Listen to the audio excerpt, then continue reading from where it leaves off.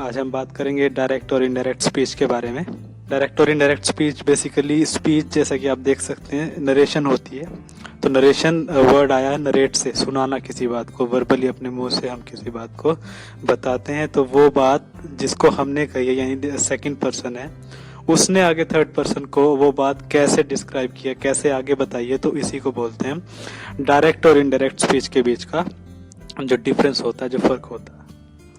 इसको डिफाइन करें तो reported speech is also known as direct और इनडायरेक्ट स्पीच। देखिए, और नरेशन रिपोर्टेड स्पीच भी कहा, यानी रिपोर्ट करता है ना पर्सन, फिर सेकंड पर्सन। जैसे मुझे किसी ने कोई बात कही और वही बात मैं आगे किसी को कैसे कहूंगा, तो वो उसको रिपोर्ट कर रहा हूं ना मैं, तो मैं रिपोर्ट करता हूं, तो रिपोर्टेड स्पीच भी इसको कहा जा सकता है। In indirect speech we convey the speaker's message in our own words. ठीक है, अगर मैंने इनडायरेक्ट स्पीच में वो बात कही है जो मुझे पता चली है, यानी इसका मतलब जो मुझे पता चली है मैंने वो हूबहू वो बात आगे किसी को नहीं बताई, वैसे के वैसे वर्ड्स में। जैसे आपने मुझे कोई बात बताई तो मैंने तीसरे पर्सन को वही की वही वर्डिंग उठा के बोल दी, तो उसको बोलेंगे डायरेक्ट स्पीच। लेकिन अगर वो बात मैंने अपने हिसाब से अपने खुद के वर्ड्स में उसको डिस्क्राइब किया, तो उसको इनडायरेक्ट स्पीच बोलेंगे। Thus the message can be conveyed in two ways। तो मैसेज दो तरह से भेजा जा सकता है, कन्वे किया जा सकता है। कैसे? Direct speech and indirect speech.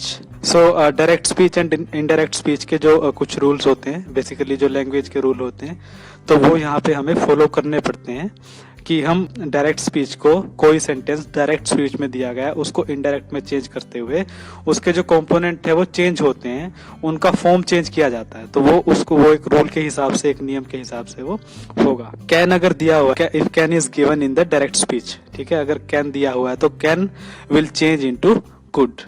ठीक है, कैन किस में चेंज हो जाएगा? कुड में।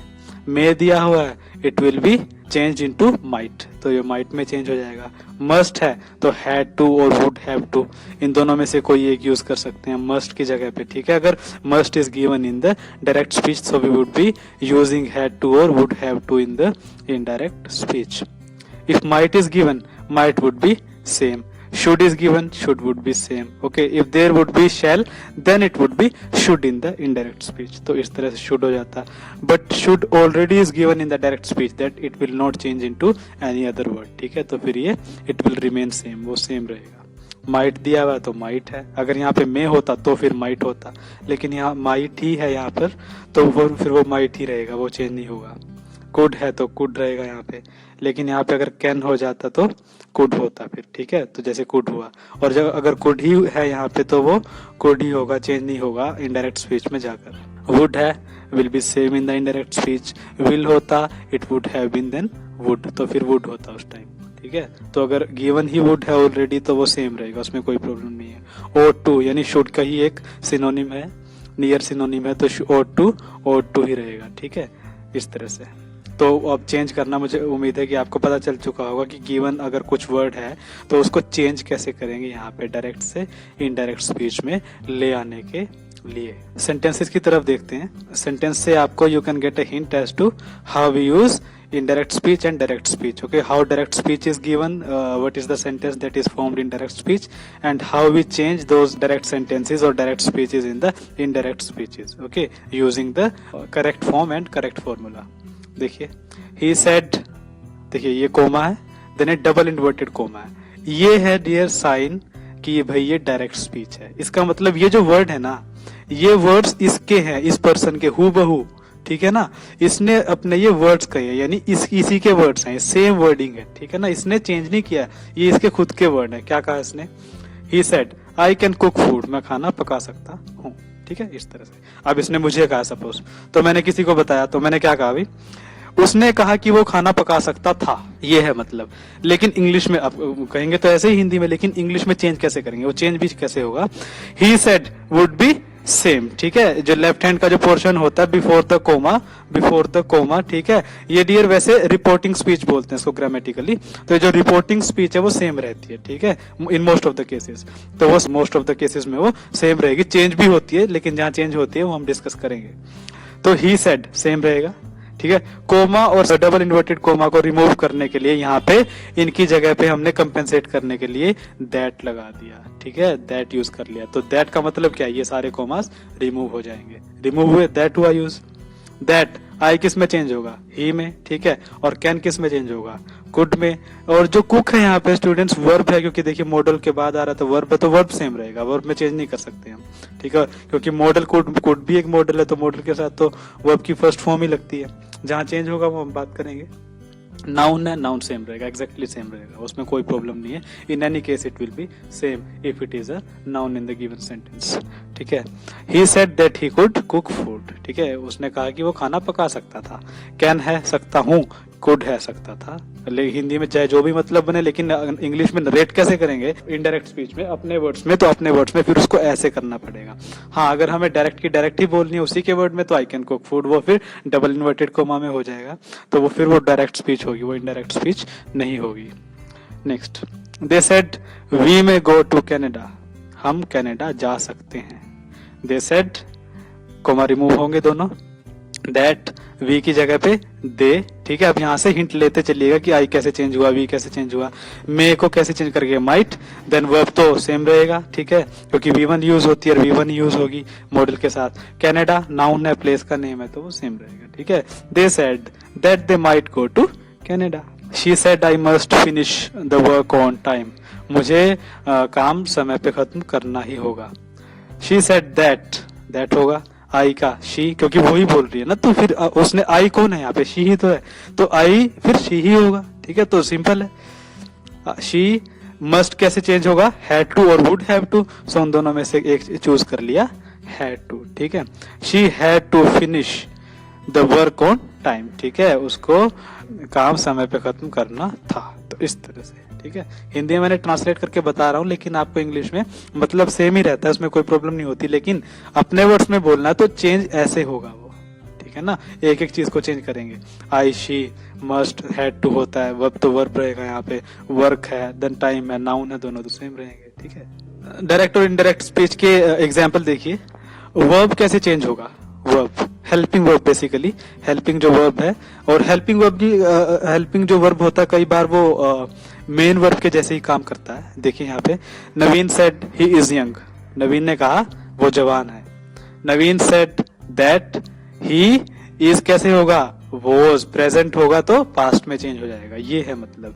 अब यंग है तो एडजेक्टिव है, तो इसमें तो कोई दिक्कत नहीं है, उसको चेंज नहीं कर पाएंगे हम, ठीक है, पार्ट्स ऑफ स्पीच को, तो इज यहाँ पे वॉज हो जाएगा, ठीक है। वर्ब को चाहे हेल्पिंग वर्ब भी सही, लेकिन यहाँ पे वो मेन की तरह काम कर रहा है, तो जो वर्ब है तो वर्ब ही, तो वर्ब यहाँ पे चेंज हो जाएगा, जैसे उसने कर भी दिया, इज यहाँ पे वॉज हमने कर दिया, तो इज को वॉज में चेंज कर दिया हमने, ठीक है, according to demand of the sentence और डिमांड ऑफ द रूल्स, तो इस यहाँ पे वॉज में चेंज हो जाएगा, ठीक है। ऐसा लगता है कई बार कि वो it does not sound natural, जब हम चेंज करते हैं, when we change the direct speech into indirect speech, sometimes the sentence made does not sound natural, okay, or does not sound grammatically correct, but students, this is the rule which we have to apply while making the sentences into indirect speech, okay, तो वो करते हुए हमें apply करना ही होगा, ठीक है। we do not have to look that whether it's sounding natural or not, whether it seems grammatically correct or not, no, this is of no importance here, okay, in this particular case। तो वहाँ पे first जो thing है, first thing that we have to do is we have to change the things according to the rules, ठीक है, तो वो करके अगर वो करेक्ट है, कहीं ना कहीं एक मैथमेटिकल सेंस की तरह इसको चेंज होता है बेसिकली वो, तो अगर वो हो जाता है ग्रामेटिकली करेक्ट, तो बस वो करेक्ट होगा, ठीक है ना। वर्बल इंग्लिश में बेसिकली वो तो कुछ कम ही यूज होते हैं वैसे, लेकिन अगर प्रैक्टिस करोगे तो वो आराम से मतलब एक जो स्पोकन इंग्लिश में भी आ जाएगा, so that is different thing. Isha says I am pretty, Isha says मैं प्रेटी हूँ, ठीक है, आई एम ब्यूटीफुल, इस तरह से कर सकते हैं, कह सकते हैं इसको प्रेटी। ईशा सेज दैट, ठीक है, आई कौन है, ईशा, तो ईशा नाउन नहीं होगा, शी होगा ना, शी, ठीक है, और एम की जगह पे अब शी के साथ एम तो यूज नहीं होगा, ठीक है, तो इज ही होगा, तो वो तो सिंपल सी बात है, she is pretty, again adjective same रहेगा, ठीक है। तो इस तरह से ईशा कहती है कि वो प्रेटी है, ठीक है, इस तरह से। अभी एक्सरसाइज की तरफ देखते हैं, यहाँ से एक हिंट और मिलेगी हमें, जैसे net neutrality dash rules of the road for a free and open internet. देखिए, net neutrality creates rules of the road for a free and open market. Net neutrality का मतलब ये है कि भाई इंटरनेट जो है उस पे किसी भी गवर्नमेंट का कोई कंट्रोल नहीं होना चाहिए, ज्यादा कंट्रोल नहीं होना चाहिए। जहां बहुत जरूरी है वहां तो होगा ही होगा, लेकिन और जगह पे बहुत ज्यादा पाबंदियां, बहुत ज्यादा रेस्ट्रिक्शंस नहीं होनी चाहिए। तो इस तरह से कर सकते हैं इसको। और net neutrality creates rules of road for a free and open internet, यानी एक जो ओपन इंटरनेट होगा यहाँ, यानी जिसपे किसी की जिस पे पाबंदी नहीं होगी, ठीक है। फ्री और ओपन इंटरनेट यानी कोई भी उसको एक्सेस कर सकता है, किसी की भी पहुंच में रहेगा वो। तो इस तरह से नेट न्यूट्रलिटी क्रिएट्स होगा, ठीक है। In the face of the dash cross examination the accused remained stoic.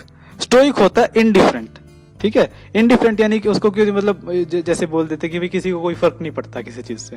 Accused यानी जिसपे ब्लेम आया, जिसपे इल्जाम आया, तो वो उसको मतलब क्रॉस एग्जामिनेशन हो रही है, उसने जैसे मतलब उसको कोई फर्क नहीं पड़ा, ना तो वो डरा ना कुछ हुआ, इसने मतलब कह सकते हैं कि कुछ नहीं, उसने रिएक्ट नहीं किया।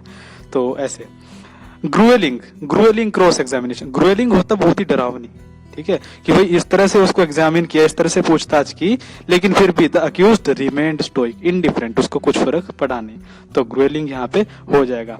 डियर, आपको थोड़ा सा कहीं ना कहीं वो वोकेबलरी पे भी थोड़ी सी होल्ड होनी चाहिए, बिकॉज अगर सॉलिड लगाओगे आप, सॉलिड यूज करोगे, सॉलिड यहाँ पे इनकरेक्ट हो जाएगा, ठीक है। तो सॉलिड होता है ठोस, लेकिन फिर भी वो कहीं ना कहीं मोर आपको जो ऑप्शन होते हैं उसमें मोर अप्रोप्रिएट नहीं देखना होता है। You are suppose to see the most appropriate option in the given options, ठीक है ना। गिवन ऑप्शंस में आपको मोर नहीं, मोस्ट, सबसे ज्यादा जो अप्रोप्रिएट है, जो कि ग्रुएलिंग है यहाँ पे, तो वो देखना होता है, ठीक है। टेरिबल भी है, लेकिन वो बहुत ही ज्यादा फिर डरावना हो जाता है, वो अलग हो जाएगा, यहाँ पे वो सेंस नहीं बनेगी। टेडियस होता है बोरिंग, तो वो तो वहां पे नहीं होगा फिर, ठीक है। His success is worthy of dash emulation. देखिए, his success is worthy of emulation, यानी प्रशंसा के काबिल है उसकी सफलता, ठीक है। वर्दी ऑफ कॉपिंग ऐसा तो नहीं है। वर्दी ऑफ एपिंग, वो भी कॉपिंग का सिनोनिम है, वैसा भी नहीं कर सकते। सिमुलेशन यहाँ पे बिल्कुल नहीं होगा, सिमुलेशन अलग चीज होती है, ठीक है। इमुलेशन होता है कि तारीफ होती है, प्रशंसा के लायक है, उसकी सफलता प्रशंसा के योग्य है। He had never been offered dash constitution and after a little more than a week's illness he died। देखिए, वो कभी भी ऐसा, मतलब उसकी जो बनावट थी शरीर की, मतलब शरीर ऐसा था, वो बहुत ही ज्यादा क्या नहीं था, सपोज सोचिए, सुपर्ब नहीं था, सुपर्ब तो नहीं होगा। एनर्जेटिक भी नहीं होगा। एनर्जेटिक यानी एनर्जी से, अब लग सकता है, यूज हो सकता है, लेकिन अब देखिए नेक्स्ट ऑप्शन की तरफ देखते हैं, तब पता चलेगा कि कौन सा सबसे अप्रोप्रिएट है। डायनामिक कॉन्स्टिट्यूशन, डायनामिक नहीं, यहाँ पे बॉडी की बात हो रही है, डायनामिक नहीं। रोबस्ट होता है एक हट्टा कट्टा जो होता है ना, उसके लिए यूज कर देते हैं कभी कभी। He had never been offer, सोचिए यहाँ पे आप पुट करके देखिए, फिर पता चलेगा। He had never been offered robust constitution and after a little more than a week's illness he died। मतलब एक हफ्ते की, और एक हफ्ता बीमार रहा, उससे कुछ ज्यादा, और फिर वो मर गया, क्योंकि वो कभी भी एक हट्टा कट्टा उसका एक जो है ना, एक शरीर नहीं था कभी भी।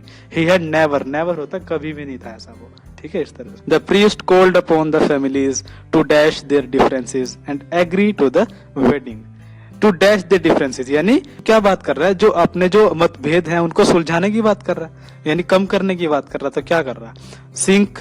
देखिए, सिंक क्या होता है, डुबा देना, यानी उसको खत्म कर देना। एक आर्ट है लैंग्वेज की, एक ब्यूटी है लैंग्वेज की, तो सिंक यहाँ पे यूज किया। एबोलिश नहीं कर सकते, abolish the differences, because differences बिल्कुल खत्म नहीं हो सकते। इमर्स नहीं हो सकता, आपस में मिलना, वो सेंस नहीं बनेगी, ठीक है। और लोअर भी होता है कम करना, लेकिन सिंक यहाँ पे मोस्ट अप्रोप्रिएट रहेगा, ठीक है। Next, to understand the nature of electromagnetic radiation it is imperative that we grasp the dash nature of light, ठीक है। डैश नेचर ऑफ लाइट क्या है, नेचर क्या है उसका, ड्यूअल नेचर। देखिए यहाँ पे वर्ड दिए स्टूडेंट्स, ट्वाइस, ड्यूअल और double. Twice nature no, twice तो होता दो बार नेचर नहीं होता। ड्यूअल और डबल होता मतलब दोबारा, मतलब इकट्ठा, मतलब एक बार और, ठीक है, एक बार और करना, एक साथ ही दोबारा कोई काम करना, तो डबल हो जाता है, वो भी नहीं होगा। ड्यूअल होता है दोहरा, मतलब होता है बेसिकली। आपको अगर वर्ड का एक एग्जैक्ट मतलब पता होगा, so you will be able to fill in the blanks easily, ठीक है, तो उसको फिल कर पाओगे इजीली आप, ठीक है, ब्लैंक्स को। ड्यूअल होता है यानी दोहरी प्रकृति जो लाइट की है वो हमें समझनी पड़े, ग्रेस्प यानी अंडरस्टैंड करने का ही सिनोनिम है एक, ठीक है, अलग थोड़ा ब्यूटी हो जाती है लैंग्वेज की बेसिकली वो, ठीक है। To understand the nature of electromagnetic radiation, electromagnetic radiation होती है स्टूडेंट्स जो फिजिक्स का एक टर्म है, बेसिकली रेडिएशन होती है यानी लाइट एक जगह पे पड़ के रिफ्लेक्ट कैसे करती है, रेडिएट कैसे करती है, उस तरह का कॉन्सेप्ट होता है। तो लेकिन फोकस हमारा यहाँ है, ठीक है। ड्यूअल नेचर ऑफ लाइट, तो ड्यूअल यहाँ पे आ जाएगा, ठीक है। डबल, ट्वाइस, डिकोटोमस ये नहीं होगा, डिकोटोमस बिल्कुल ही इनअप्रोप्रिएट है, वो अलग ही एक वर्ड है, ठीक है ना। डिकोटोमस यहाँ नहीं होगा। डिकोटोमस बेसिकली वो होता है कि भाई दो ही एक एस्पेक्ट होते हैं किसी चीज के, लेकिन वो पॉलिटिकल लैंग्वेज में यूज हो जाता है, ठीक है, यहाँ नहीं होता, ये साइंटिफिक लैंग्वेज है, तो थोड़ा सा उसका डिफरेंस होता है, उसका भी फर्क होता है कि लैंग्वेज में वर्ड कौन सा कहाँ यूज होगा। लिटरेचर में थोड़े से अलग कुछ तरह की लैंग्वेज यूज करते हैं, पॉलिटिकल साइंस पॉलिटी में अलग यूज होती है। आप देखिए न्यूज़पेपर की जो लैंग्वेज होती है वो कुछ अलग होती है, ठीक है। साइंस की जो कॉन्सेप्ट होते हैं उनमें अलग होती है लैंग्वेज, तो उसका डिफरेंस होता है। So dual would be here. State laws dash the sale of alcoholic beverages inside the stadium। देखिए भाई अल्कोहलिक बेवरेजेस होता है जो पेय पदार्थ होते हैं, अल्कोहलिक शराब से यानी शराब से जिसमें अल्कोहल मिक्स्ड है, तो वो स्टेडियम के इनसाइड नहीं होगा। सोचिए आप क्या कहना चाह रहे हैं कि भाई स्टेट के जो नियम है, लॉज है, कानून है, वो डैश करते हैं सेल को, ठीक है, अल्कोहलिक बेवरेजेस की, इनकी सेल नहीं होने देते, ठीक है ना। फ्रीज नहीं करते, इनहिबिट नहीं करते, प्रोहिबिट यूज होता है, ठीक है। आपने देखा भी होगा कि स्मोकिंग इज प्रोहिबिटेड हियर, ठीक है, धूम्रपान निषेध है, तो prohibit, state laws prohibit the sale of alcoholic beverages inside the stadium. देखिए सेंस की भी बात होती है, ठीक है। इनहिबिट रोकना होता है, इंपीड भी गतिरोध पैदा करना होता है, रोकना होता है, रुकावट पैदा करना। फ्रीज होता है जमा देना। इन प्रोहिबिट होता है रोकना, निषेध करना, मतलब नियम के विरुद्ध कोई काम करने से रोकना, तो वो बेसिकली प्रोहिबिट एग्जैक्ट यहाँ पे यूज हो जाएगा। Even if two horses may look dash, they may not be of same age। देखिए अगर वो सेम भी लगे तो भी वो सेम एज के नहीं होंगे। देखिए बिल्कुल सिंपल सा है, only same. Even if two horse's में लुक, अगर आप एक एक ऑप्शन को बारी बारी से भी आप उसको पुट करोगे तो भी आपको you will be easily able to come to the right option, ठीक है, तो आप पहुंच जाओगे। ओनली सेम, अगर वो सेम भी लगे तो भी उनकी एज सेम नहीं होगी, एज उनकी सेम नहीं होगी, तो इस तरह से कर सकते हैं। The dash with which she manages the task is remarkable, उल्लेखनीय है, रिमार्केबल होता है काबिल, कमेंडेबल, काबिल तारीफ यानी प्रशंसा के जो लायक है काम, उल्लेखनीय है यानी इसको रिमार्क करना चाहिए भाई, ठीक है। किस तरह से, यानी जिस तरह से वो मैनेज करती है टास्क को। द डैश, द ईज, ठीक है, the ease with which she manages the task is remarkable, जिस आसानी के साथ, ईज होता है जिस आसानी के साथ, ठीक है। द काम विद विच, काम यूज नहीं हो सकता यहाँ पे, ठीक है, क्योंकि आपको जनरल जो सेंटेंसेस फ्रेम होती है उनकी एक थोड़ी सी अंडरस्टैंडिंग होनी चाहिए। उसके लिए स्टूडेंट्स आपको क्या करना चाहिए, I would suggest you to read something or the other in a day, कुछ ना कुछ पढ़िए आप, रीड करोगे सेंटेंसेस को तो वहां से अपने आप ग्रेस्प हो जाएगा कि क्या यूज होना चाहिए। ये ईज यहाँ पे लगाओगे तो ये ऐसे सेंटेंसेस आमतौर पे मिलते हैं रीडिंग में, न्यूज़पेपर पढ़ लीजिए, कोई बुक है कहीं पे भी, तो वहां से इजीली एक बन जाता है, ठीक है। तो ईज यहाँ पे होगा, काम नहीं होगा, जिस शांति के साथ, कंफर्ट जिस आराम के साथ, ईज जिस आसानी के साथ, the ease with which she manages the task is remarkable, ठीक है। सेटिस्फेक्शन होता है संतुष्टि, वो भी नहीं होगा यहाँ पे, मीनिंग का मतलब होता है संतुष्टि। तो ease, the ease with which she manages the task is remarkable, ठीक है, जिस आसानी के साथ वो टास्क मैनेज करती है वही उल्लेखनीय है, काबिल तारीफ है। And the last one is the security for the prime minister has been dash up following the shoot out. भाई शूट आउट हुआ, उसके बाद जो प्राइम मिनिस्टर की सिक्योरिटी है उसको क्या कर दिया गया, सोचिए आप, ठीक है, बीफ्ड अप, बीफ्ड अप। देखिए अप यूज हुआ है स्टूडेंट्स, अप एक प्रपोजिशन है, कुछ कुछ वर्ड ऐसे होते हैं, वर्ब होते हैं जो बिना प्रीपोजिशन के यूज नहीं होते। अब सोचिए आप सिक्योर्ड अप है, वो ग्रामेटिकली इनकरेक्ट हो जाएगा, आप यहीं से हिंट ले सकते हो। हर जगह पे हमें हर चीज की डिटेल में जाने की जरूरत नहीं होती, क्योंकि वो कहीं कहीं पे हर बार ये वो तरीका सही साबित नहीं होता, ठीक है, स्मार्ट एक्ट करना होता कई बार। फोर्टिफाइड अप नहीं, अप नहीं होता अगर फोर्टिफाइड हो जाता तो। सिक्योर्ड, सिक्योर्ड तो बिल्कुल नहीं होगा, सिक्योरिटी सिक्योर कैसे करेंगे, ठीक है, वो तो सेंस बनेगी नहीं। स्ट्रेंथन्ड अप, स्ट्रेंथन्ड होता है, स्ट्रेंथन्ड जो होता है वर्ड, तो वो स्ट्रेंथन्ड अप नहीं होगा फिर, ठीक है, स्ट्रेंथन्ड जो होगा वो यहाँ पे अप के बिना ही आता, तो बीफ्ड अप यानी और बढ़ा दी गई है। बीफ्ड अप होता है पैक कर देना, एक तरह से बढ़ा देना और उसको पैक दे, कंसोलिडेट कर देना। ठीक है ना, इकट्ठा करके एक एक ऑर्गेनाइज्ड वे में, संगठित वे में उसको कर देना, तो बीफ्ड अप होता है, ठीक है।